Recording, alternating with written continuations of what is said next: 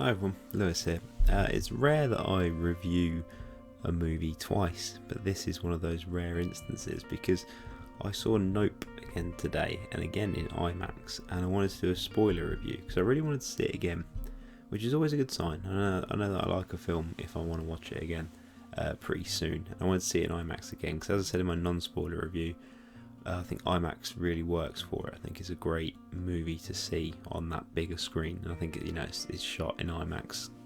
However that works, I don't really know. IMAX cameras they make a big deal out of.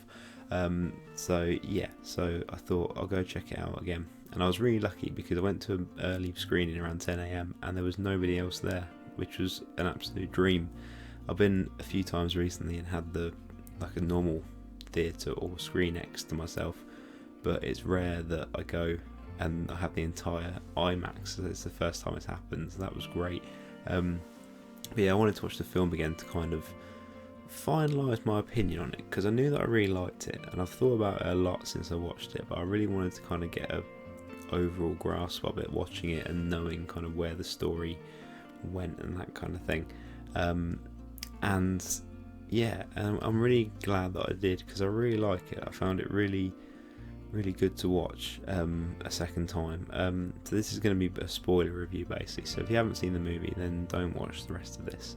Come back after you have seen it and see if you agree with my thoughts, and a couple of things where it raises a lot of questions that it kind of leaves hanging, which I really like, and it kind of lets you interpret the film as you see. So I'm going to kind of break it down a little bit as we go. Yes, my main thing is, one thing I wanted to talk about in my non-spoiler review, but I didn't because I think it might have been kind of spoilery, I don't know, is that I don't know if it's deliberate, but the film really reminds me of Jaws quite a lot, and no specific reason. But I mean, obviously the movie being about a singular predator and a group of people trying to fight off this predator and control it kind of thing is it's kind of similar. But then I don't know why, it just kind of really brought that feeling about me. It's a film that raised a lot of kind of feelings in me rather than thoughts, if that makes sense, which is great because that's what you want. That's art, isn't it? It makes you feel things, doesn't it? It doesn't necessarily make you overly analyse things and that sort of thing. And I've said since watching it that there was bits in it that scared me a little bit. The bit with the, again, spoilers last warning, with like the pretend aliens in like the horse stable thing, that was great because the first time I saw it in particular, I they're not real, it's someone playing a prank, but there was just enough doubt there to make you kind of go, is this actually what's happening, kind of thing. And it was so creepy and so slow when the alien pops his head around the corner, and I thought that was great. It genuinely made me jump at one point both times I watched it, even though the second time I knew it was coming, when the fake horse's head smashes through the windscreen. And I did kind of think actually earlier that kind of furthers my kind of Jaws mirroring, because it reminded me of the best jump scare in Jaws. Probably one of the best jump scares in cinema history is the head through the boat, and this one it was the head through the windscreen. So I don't know, I don't think it was deliberate, but it really reminded me of that. But also, yeah, I really appreciate the last act of the movie, as they call it. It became more of like an action movie, but I thought it was done really, really well, especially watching it again. I think the first time I was really invested in the story and the outcome, which is great, obviously that's what you want. But I really found appreciating it more the second time round, the way it's shot and that sort of thing, really dynamic and really good. I really liked it. I know some people have an issue with some things in the third act, but I wouldn't say there was anything that stuck out to me as like a gap in logic or anything like that. I think if you analysed it enough, there's probably some bits you could go, oh, why didn't this happen or whatever, but there was nothing that jumped out of me. I was so invested in it both times. I really enjoyed kind of how it played out. The other criticism I've seen is that some people say the movie's a bit too long, but I didn't feel that at all. Like either viewing, I didn't think it was too long at all. Like, even the second time, I think sometimes when I watch a film a second time, I like it feels shorter somehow, because I kind of obviously I know when it's going to end and I know what's this, but yeah, and how it's laid out and that. But yeah, I don't really have any criticisms of it at all. I really like it quite a lot. I think the overall story was great with I didn't know what it was going to be. I knew that the film would have a subtext of kind of, this whole thing about people filming themselves and filming everything. And I think the creature or the ship, the kind of thing, I didn't know it would be a singular creature. I just thought it would be aliens. I knew there'd be something else to it, because it's how Jordan Peele films kind of work. But and especially because in the trailer it shows you like a spaceship and that, so I thought, right, they're not going to give away the whole game immediately, there's going to be something more to it. And then it turned out that it was a predator, and it tied in with the whole don't look them in the eye, and the fact that the inside of the creature looks exactly the same as the inside of the camera that they show at the beginning of the film, I thought was great. I mean, sometimes I think the metaphor is a little heavy handed, but I didn't mind that. I think sometimes you do have to spell things out for people, because I think there'll be a lot of people watch this film and go, what was the point of that? I don't think the subtext will really play for some people, but also I think it's there enough for most people. But also, even if it doesn't, I think you can still enjoy it as a an alien movie kind of thing. But yeah, like I say, I really liked the overall the creature and the ship, and I like the idea. And again, it goes to the subtext that if you stare at something for too long, it consumes you. So if you look down the eye of the camera for too long, it takes over your whole life, kind of thing. That's what I kind of took as the metaphor, and I like that. I think it was pretty apparent, but I thought it was well done in tying it in with the main story of the alien and the creature. I think one thing is, I think there's probably quite a few scenes that had to be taken out that were deleted for time, I guess, because there were, people said it's quite long. It was over 2 hours. I didn't feel it at all. I thought it was perfect. I thought it was, especially the second time, I thought it was really perfectly laid out. I don't think there was anything that was in there didn't need to be in there. There wasn't any scene I saw where I went, could have skipped this. But I think some of the characters, I think, probably could have done with a couple of extra scenes to kind of explain their motivation a bit more and that kind of thing.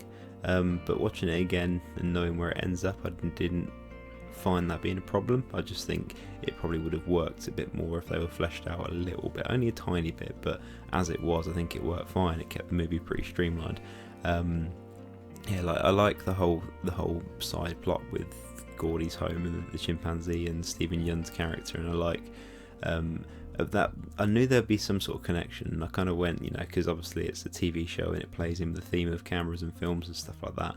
I knew kind of that was the idea, that this is also someone, the chimp itself has been in the spotlight for too long, and then it just kind of loses control. And I know that kind of played in with Stephen Yeun's character, because he was the one that was spared by the chimp, and he had that connection with the chimp, the fist, that he kind of thought he could relate the same way to this other predator, this other creature, this spaceship kind of thing, and that ultimately, his hubris cost him and all the people involved as well. So that's kind of what I took as the connection there, kind of thing. And I really like the cinematographer character as well, Michael Wincott. I thought he was fantastic. He's got a tremendous voice, like really good voice. He lends gravity to anything that he does.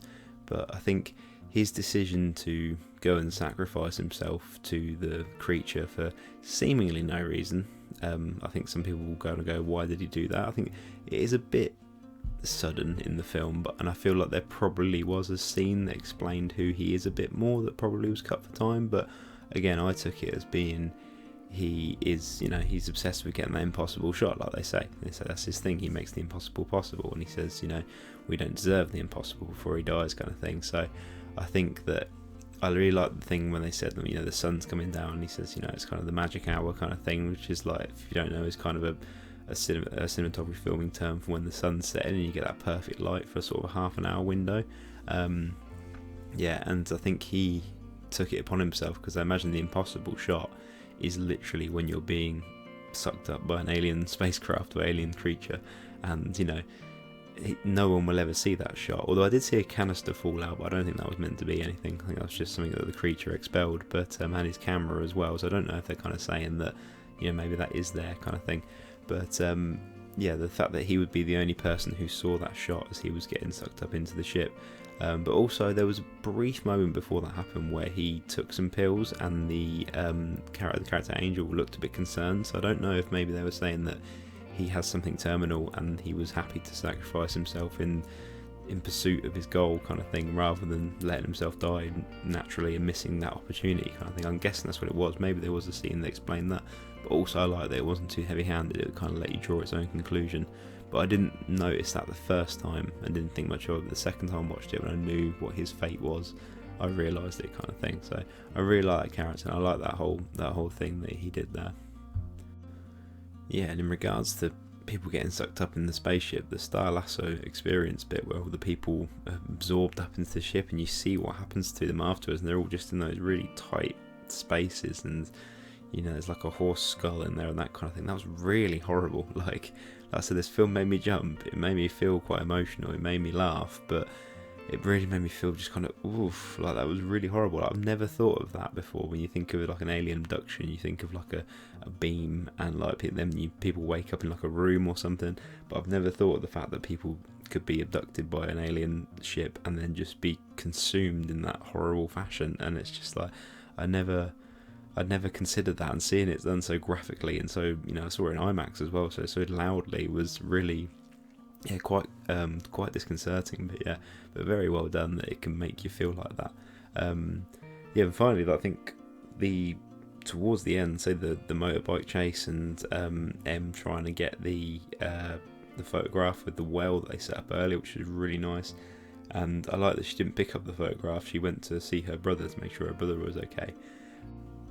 And that shot of when she first sees her brother and like she knows he's okay, and I don't know what it was about that, but it was when I first saw it, the emotional resonance of the moment, like knowing that he survived kind of thing, which, you know, you kind of knew he would, but it's nice to get that clarification. But there was something about the composition of the shot with the, you know, the smoke or the fog, and then the sign above him kind of thing. It says I can't quite remember what it says now. But yeah, and the little mascot thing next to him, they just used like the big balloon version of to suck up into the ship, and his orange hoodie, his Scorpion King hoodie, which I really enjoyed. Something about it was just great. That shot really worked for me. I really thought it tied the film together well, and then smartly they pretty much cut it after that, and that's the end of the film. And like, I thought that was really well done. There was no need for any kind of resolution. Like, you like past that, it's done, and I really enjoyed that. I thought it was really smartly done. But yeah, overall I really liked it, and I think I'm going to give it a while before I watch it again, probably when it comes out at home. And yeah, I think it's probably going to make its way into my top 5 of this year, which I thought was pretty set up until now, but definitely top 10, maybe top 5. I'll see by the end of the year. It's going to be a tough one because there's been some pretty good films. And yeah, but anyway, thanks for watching. This has been my spoiler review of Nope, so spoilers, but yeah, thanks very much.